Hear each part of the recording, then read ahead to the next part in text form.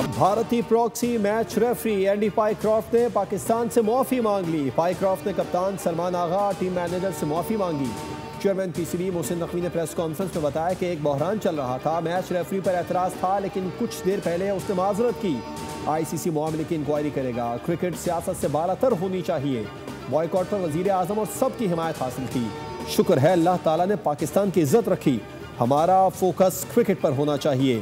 कौम से कहूंगा टीम को सपोर्ट करें, टीम की जो भी कमजोरी होगी दूर करेंगे। नजम सेठी बोले हमने सियासत नहीं खेली, मुआफी का कहा और उन्होंने मांग ली है। मेरा अंदाजा है कि एंडी पाइक्रॉफ्ट मुस्तकिल फिक्सर हैं। 90 बार पाइक्रॉफ्ट भारत के मैच में रेफरी रहे, जो हैरान कुन है। साबिक टेस्ट क्रिकेटर रमीज राजा का इंकिशाफ। कहा क्रिकेट टीम को उस कहानी को आगे लेकर चलना है। मोहसिन साहब ने कहा है कि इंक्वायरी होगी।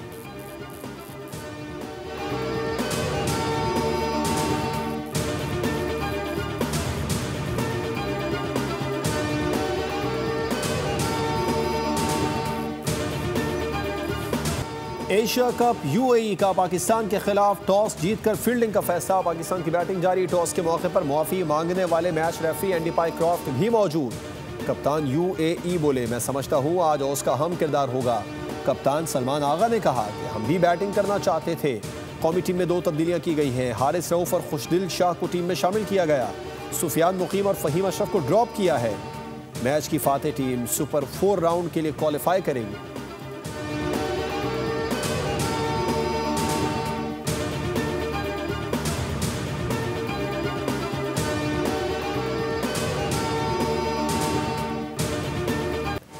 Olympic gold medallist Arshad Nadeem world athletics championship. Pakistan के अरशद नदीम ने फाइनल के लिए क्वालिफाई कर लिया। जेवलिन थ्रो क्वालिफाइंग राउंड में भारतीय नीरज चोपड़ा को पीछे छोड़ दिया। अरशद नदीम ने तीसरी बार में 85.28 मीटर की थ्रो की, जबकि नीरज चोपड़ा की थ्रो 84.85 तक थ्रो कर सके। अरशद नदीम ने पहली बारी में 76.99 मीटर और दूसरी थ्रो 74.17 तक फेंकी। अरशद नदीम क्वालिफाइंग राउंड के ग्रुप बी और भारत के नीरज चोपड़ा ग्रुप ए में शामिल हैं। मजमूई तौर पर 12 बेहतरीन थ्रो करने वाले खिलाड़ी फाइनल के लिए क्वालिफाई करेंगे। फाइनल मुकाबले कल होंगे।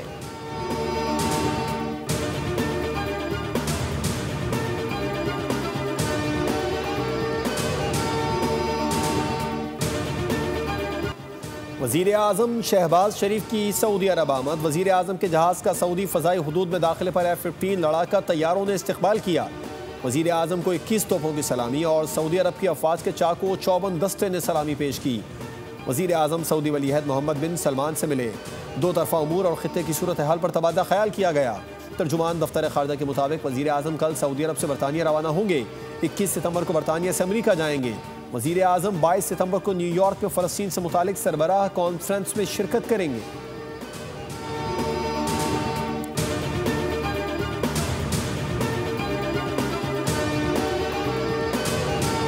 अमरीकी सदर का दौरे बरतानिया। विंसर कैसल पहुंचने पर बरतानवी शाह चार्ल्स और मलिका ने अमरीकी सदर का इस्तकबाल किया। अमरीकी खातून अव्वल भी सदर ट्रंप के हमरा हैं।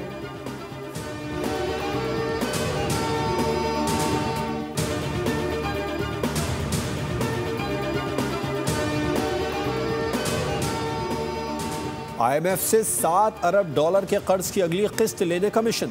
पाकिस्तान ने IMF की 51 शराइत में से ज़्यादातर पूरी कर दी है। दस्तावेज में कहा गया है कि शशमाही बुनियाद पर गैस टैरिफ एडजस्टमेंट की शर्त पर अमल किया गया। नई टैक्स छूट या इस्तिस्ना न देने की शर्त भी पूरी कर दी गई है। IMF की इजाज़त से चीनी की सरकारी दरामद पर टैक्स छूट दी गई। IMF की शराइत के मुताबिक बजट 2025-26 पास किया गया। बजट से हटकर अखराजात की पार्लियामेंट से मंजूरी की शर्त पूरी की गई। सूबाई हुकूमतें 1.2 ट्रिलियन कैश सरप्लस का हदफ पूरा करने में नाकाम रही, जबकि FBR गुज़िश्ता माली साल 12.3 ट्रिलियन रुपए का टैक्स हदफ पूरा न कर सका।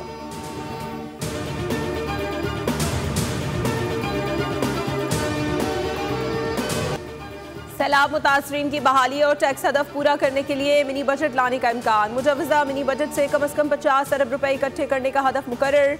मिनी बजट में लग्जरी गाड़ियों, सिगरेट और इलेक्ट्रॉनिक सामान पर इजाफी टैक्स की तजवीज़ है। दरामदी अशिया पर जून में कम की गई रेगुलेटरी ड्यूटी के बराबर लेवी लगाई जा सकती है। इलेक्ट्रॉनिक्स अशिया पर 5% लेवी ज़ेर गौर। FBR हुकाम के मुताबिक 1800 सीसी और इससे ज़ायद इंजन वाली लग्जरी गाड़ियों पर लेवी की तजवीज़। ताहम इजाफी टैक्स लगाने के लिए IMF से इजाज़त दरकार होगी।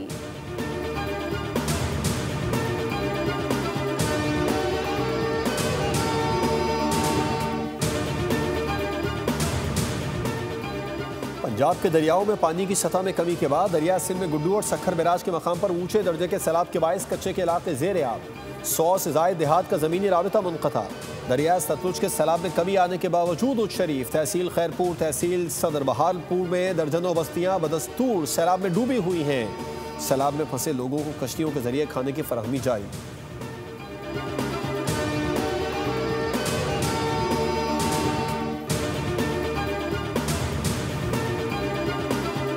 इस वक्त पंजाब सैलाब से लड़ रहा है। आपकी वज़ीर आला और पूरी काबीना मैदान में है। मिनिस्टर कई रातों से सोए नहीं हैं। अब हम उसी दिन चैन से सोएंगे जब सैलाब मुतासरीन अपने घरों को लौटेंगे। वज़ीर आला पंजाब मरीम नवाज की भावलपुर में मुतासरीन से गुफ्तगू। कहा, पंजाब हुकूमत वक्त पर अवाम को रेस्क्यू ना करती तो बड़ा जानी नुकसान होता।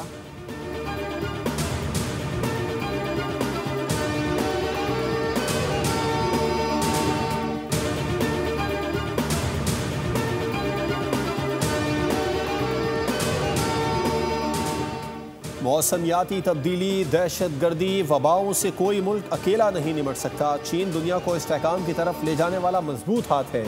चीन का ग्लोबल गवर्नेंस इनिशिएटिव वक्त की अहम ज़रूरत है। चेयरमैन पीपल्स पार्टी बिलावल भुट्टो जरदारी का चीनी टीवी को इंटरव्यू। कहा, आलमी चैलेंजेस का हल सिर्फ मल्टीलैटरलिज्म और रूल्स बेस्ड ऑर्डर में है। वज़ीर आज़म पाकिस्तान के हालिया दौरे चीन के मुस्बत नताइज निकले।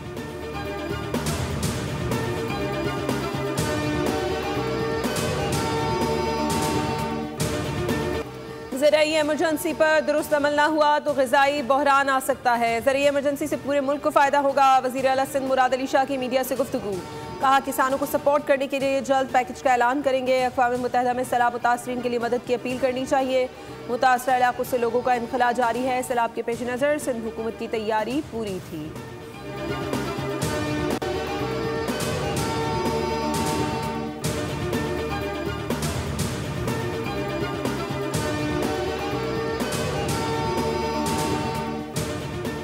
मुल्क भर में सैलाब से मुतासर अफराद की तादाद 30 लाख तक पहुँच गई। 998 अफराद जाँ बहक, 1062 जख्मी हुए।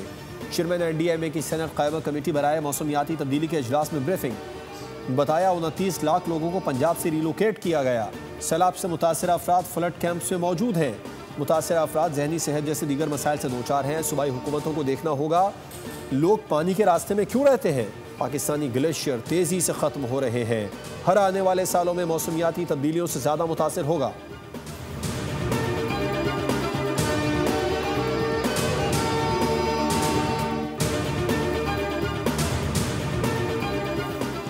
पाकिस्तान के नौजवानों को हुनरमंद बनाने के ख्वाब की ताबीर। Daewoo express Pakistan bus service limited और पंजाब वोकेशनल ट्रेनिंग काउंसिल के इश्तराक से ट्रेनिंग बैच का बाकायदा इफ्तिताह कर दिया गया।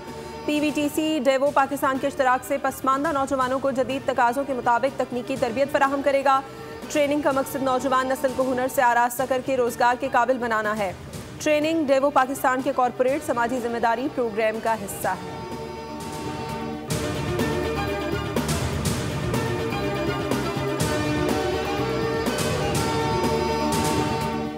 बलूचिस्तान के जिला खुजदार में पाक फौज का ऑपरेशन भारतीय प्रॉक्सी फितनाल हिंदुस्तान के 5 दहशतगर्द हलाक। अफवाज पाकिस्तान ने 14 और 15 सितंबर के दरमियानी शब इंटेलिजेंस इत्तलात की बुनियाद पर कामयाब ऑपरेशन किया। सिक्योरिटी फोर्सेज ने दहशतगर्दों के ठिकाने को मौसर तरीके से निशाना बनाया। कब्जे से भारी मिकदार में असलहा, गोला बारूद और धमाका खेज मवाद भी बरामद किया गया।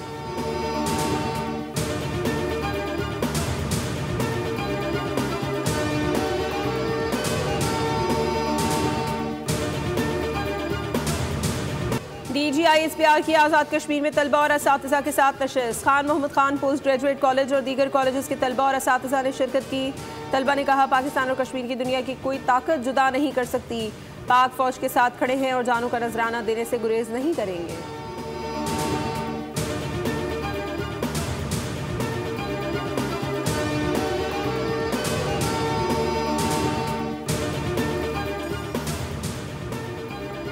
कराची के शहरी अजियत में है। पीपल्स पार्टी नाअहल और बददियानत है।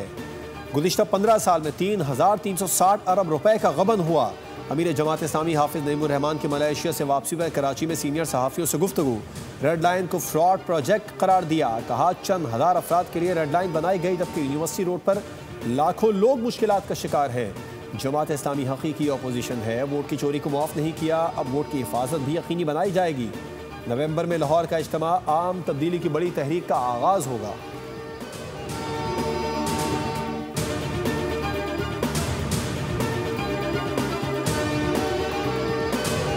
तारिक महमूद जहांगीरी ने यूनिवर्सिटी ऑफ कराची से 1991 में कानून की डिग्री हासिल की। तारिक जहांगीरी और तारिक महमूद के नाम से 2 एनरोलमेंट नंबर्स के जरिए LLB का इम्तिहान पास किया।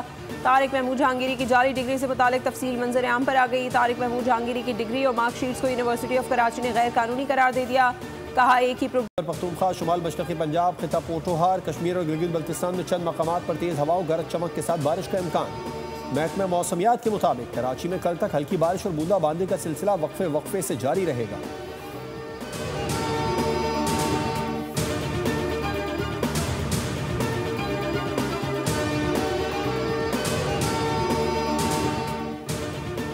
इसराइली फौज ने गजा शहर में ज़मीनी कार्रवाइयाँ शुरू करते हुए मजीद 90 फ़लस्तीनियों को शहीद कर दिया।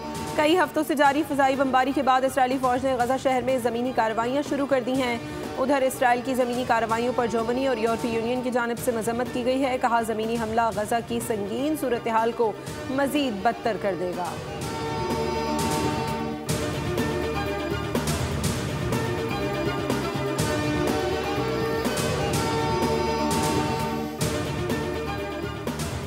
सेहोनी जंगी जुनून ख़त्म न हो सका। यमन के साहिली शहर पर फिर बमबारी। इसराइली फ़ज़ाइया ने अल हुदैदा बंदरगाह को निशाना बनाते हुए 12 हमले किए। सेहोनी फ़ौज ने दावा किया कि यह कार्रवाई हौसियों की फ़ौजी सरगर्मियों के रद्दअमल में की गई। इसराइली हमले के फ़ौरी बाद हौसी बागियों ने बैलिस्टिक मिसाइल से इसराइल पर जवाबी हमला किया, जिसके नतीजे में इसराइल के मुतादिद इलाकों में सायरन बजने लगे।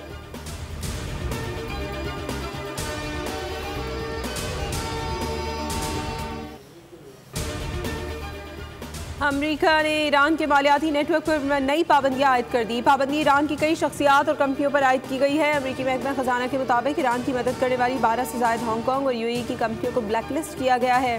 पाबंदियों का मकसद ईरान की मशरिक़ वस्ता में मनफी सरगर्मियों को रोकना है।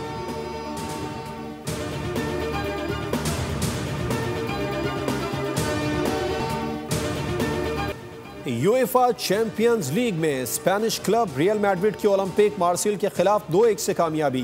फातेह टीम की जानिब से दोनों गोल किलियन एम्बापे ने पेनल्टीज पर स्कोर किए। इंग्लिश क्लब आर्सेनल ने एथलेटिक क्लब को 2-0 से हरा दिया। इटालियन क्लब यूवेंटस और जर्मन क्लब बोरुसिया डॉर्टमंड का मैच 4-4 गोल से बराबर रहा।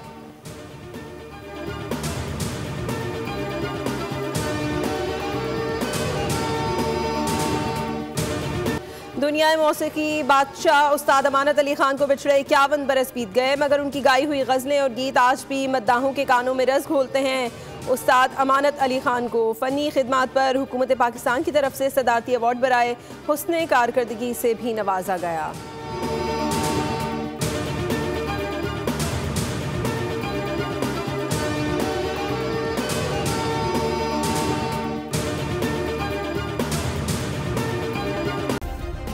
सब्सक्राइब करें और बेल दबाएं ताकि कोई खबर रह न जाए।